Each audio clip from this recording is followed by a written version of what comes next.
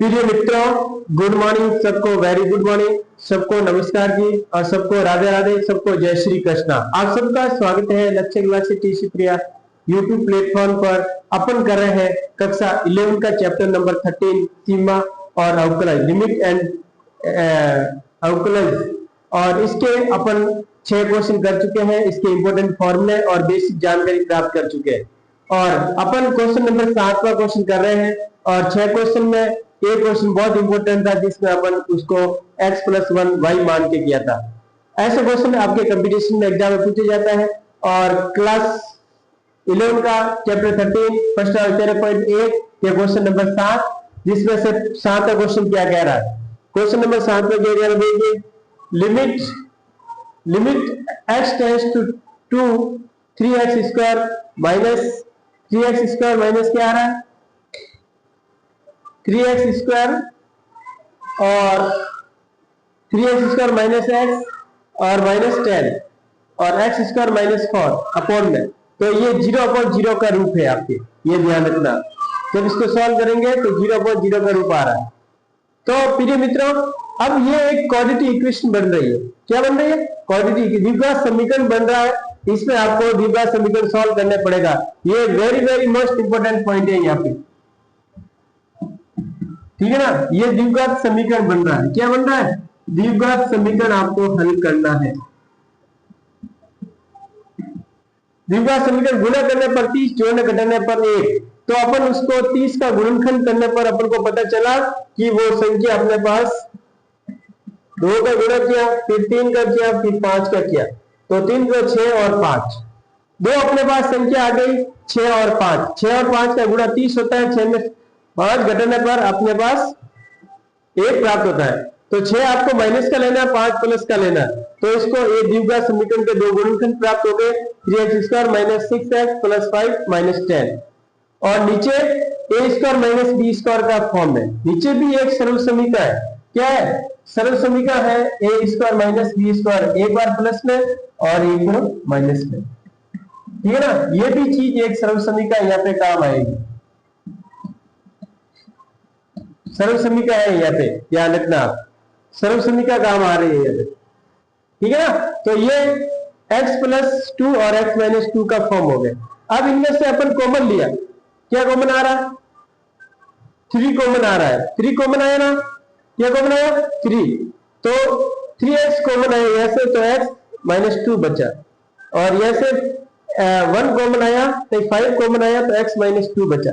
तो x - 2 एक form आ गया और 3x - 5 ये एक गुणनखंड हो गया। अपने पास 2 गुणनखंड प्राप्त हो गए और नीचे भी 2 गुणनखंड प्राप्त हो गए। एक गुणनखंड से एक गुणनखंड ये कट गया, तो अपने पास बचा 3x - 5 अपॉन x + 2 बचा। अब x टेंड्स टू 2 अपन लिमिट करेंगे। x टेंड्स टू क्या करेंगे? 2 रखेंगे। x है वहां पे 2 रखते हैं और x है तो यह 3 2 जा 6 हो गए, 6 + 5 11 हो गए और 2 + 2 कितने हो गए? 4 हो गए। तो अपन को 11/4 प्राप्त हो गए। तो ये क्वेश्चन इंपोर्टेंट ये इसलिए बनता है कि इसमें दो सरल समीकरण काम आ रही है। एक तो गुणनखंड करना, द्विघात समीकरण बन रहा है यहाँ पे, और यहाँ a² माइनस b² बन रहा है। तो ये चीज आप सॉल्व करके एक दूसरे को काटेंगे, फिर ऊपर जो संख्या बची है अपॉन संख्या बची है x टेंड्स टू 2 रखेंगे, तो अपने पास समीकरण आएगी। और आगे वाला 8वां क्वेश्चन देखो क्या कह रहा है। 8वां क्वेश्चन कह रहा है limit x tends to 3x ज्ञात फॉर माइनस 81। और यह भी एक सरल समीकरण बन रही है a² माइनस b² वाली। क्या बन रही है? a³ वाली, a² माइनस b² वाली सरल समीकरण बन रही है यहाँ पे। तो अपन इसमें क्या करेंगे? x ज्ञात 5 करेंगे। x ज्ञात क्या करेंगे? 5 करेंगे। इसमें एक बार देखते हैं पावर क्या आ रही है, पावर को अपन वापिस चेक करेंगे। देखिए क्वेश्चन नंबर 8, क्वेश्चन नंबर 8 क्या कह रहा है? क्वेश्चन नंबर 8 कह रहा है limit x tends to 3x की पावर 4 और माइनस 81 और 2x² माइनस 5x माइनस 3। ऊपर तो आपके बन रहे हैं कौन सी? स्क्वायर वाली। क्या बन रही है? स्क्वायर वाली सरल समीकरण। तो क्या बन रही है? देखो 3 यह लिखेंगे, अब 2 का स्क्वायर और 3 का स्क्वायर लिखेंगे। 3 का स्क्वायर का होल स्क्वायर, 2 का स्क्वायर का स्क्वायर, अब यहाँ पे देखो 3 का स्क्वायर, ये एक ए स्क्वायर माइनस बी स्क्वायर वाली सर्वसमीकरण बन रही है। क्या बन रही है? ए स्क्वायर माइनस बी स्क्वायर वाली सर्वसमीकरण को अपन 3 तिया 9 हो गए और एक बार प्लस में और फिर वापिस इसका एक अपन क्या किया, एक बार तो असली x square minus b square और फिर इसको जो गुणनखंड हो रहा है उसका वापिस ए स्क्वायर माइनस बी स्क्वायर के फॉर्म में कर लिया और नीचे एक द्विघात समीकरण बन रही है। यहां से गुणा करने पर 6 आ रहा है और जोड़ने घटाने पर 5 आ रहा है, तो अपन 6 और 1 5 हो गए। क्या हो गए? 6 और 5, इसका गुणनखंड किया, 2x कॉमन आया, 2x कॉमन ले लिया, 1 में बचा और x प्लस 3, इसके दो गुणनखंड आ गए। फिर x माइनस 3 कट गया, ये दोनों कट गए और ये अपने पास बचा जो ऊपर वाली संख्या है नीचे। फिर अपन लिमिट अप्लाई कर लिया, x टेंड्स टू क्या रखा? 3 रखा, 3 रखा तो x 16, ये कितने हो गए? 9 9 और 18 हो गए और ये 3 और 3 6 18 इंटू 6 अपॉन 7, तो ये 108 अपॉन 7 बच गया अपने पास। तो फिर मित्रों इसमें एक विशेष बात है कि इसमें आपको ये कैसे तोड़ते हो, फिर इसको कैसे लिखना है उस हिसाब से आपको लिखना है। ये क्या लिखा देखो आप, ये एक बार इसको गुणा करके इसको a और a प्लस बी लिखा। क्या लिखा? a प्लस बी और फिर इसको a square minus b square का और फॉर्म, ठीक है ना। फिर ये दोनों कैंसिल हो गए, फिर जो ये बचा है उसको x टेंड्स टू 3 रख दिया, x टेंड्स टू क्या रखा?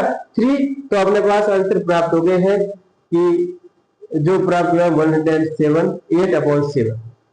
तो ऐसे क्वेश्चन भी आप ध्यान रखना है क्योंकि ऐसे क्वेश्चन में आपको सर्वसम्मति इम्पोर्टेंट रहती है। आगे वाला क्वेश्चन क्या कह रहा है? आगे वाला क्वेश्चन देखिए, आगे वाला क्वेश्चन आपके सामने क्या कह रहा है?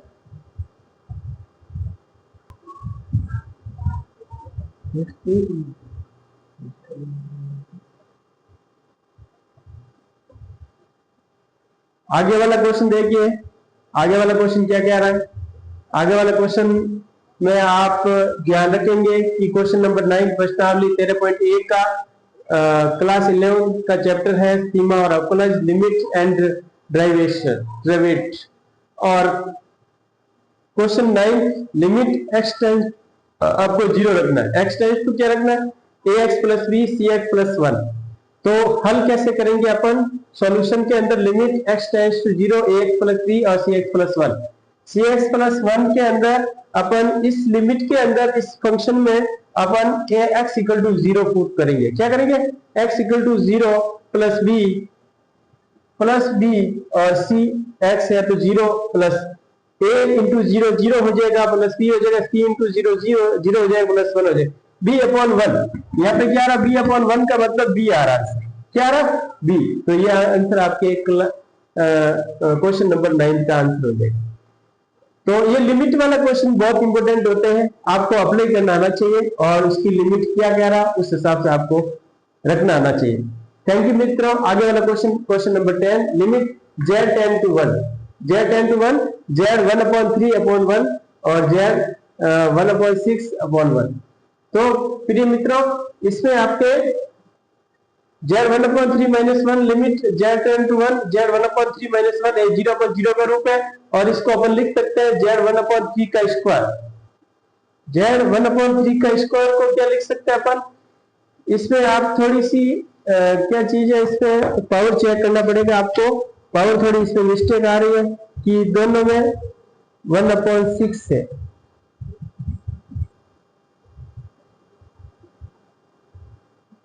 इसको अपन 1 अपॉन 6 लिख सकते हैं, 1 अपॉन 6 का होल स्क्वायर लिख सकते हैं। तो इसको सॉल्व करेंगे तो 1 अपॉन 3 आएगा।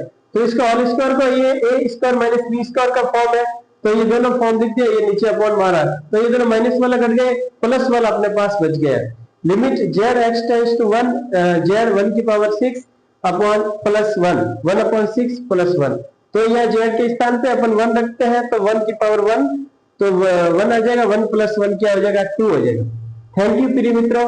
इसमें ऐसे क्वेश्चन भी ध्यान रखना है, यह एक इंपोर्टेंट क्वेश्चन यहाँ पे पॉइंट बन रहा है कि 1 अपॉन z की पावर 1 अपॉन 6 माइनस 1 के स्थान पे इसका z की पावर 1 अपॉन 6 का होल स्क्वायर रख सकते हैं। इसको सॉल्व करेंगे तो सेम आएगा, इसके स्थान पे ये रखने से अपने एक